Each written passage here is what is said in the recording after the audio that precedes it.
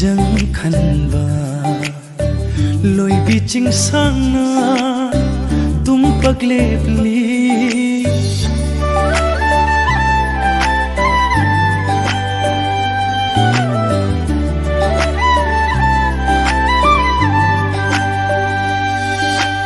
angau balai chilna phi jang khanba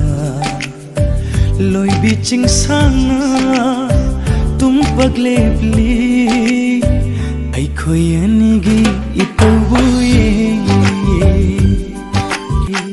asang bahanau na cherai thon ba tam na san lu pa lam hau na family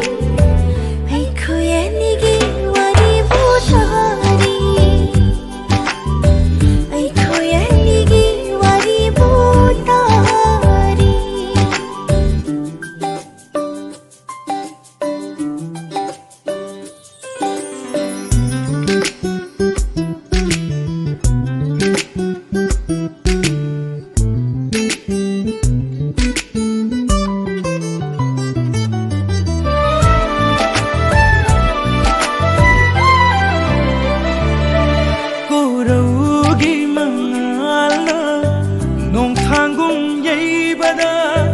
nungsibi mai thongna kayada fajariba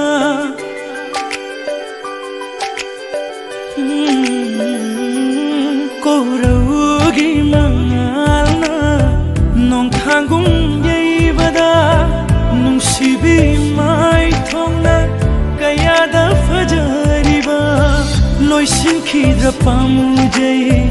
numol hanba mikupse loisin khida pamujai numol hanba mikupse ai khoi ani gi wari bu thari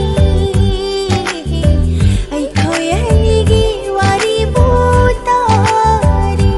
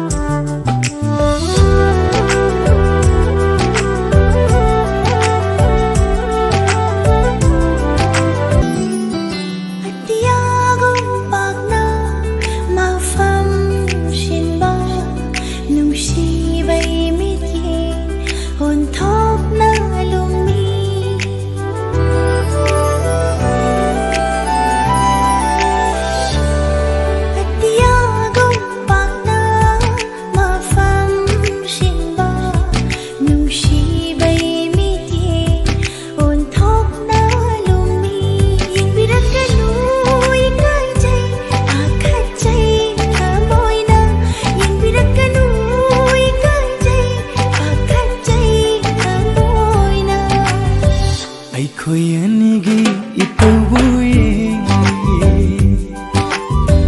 ai khoi ani gi ipau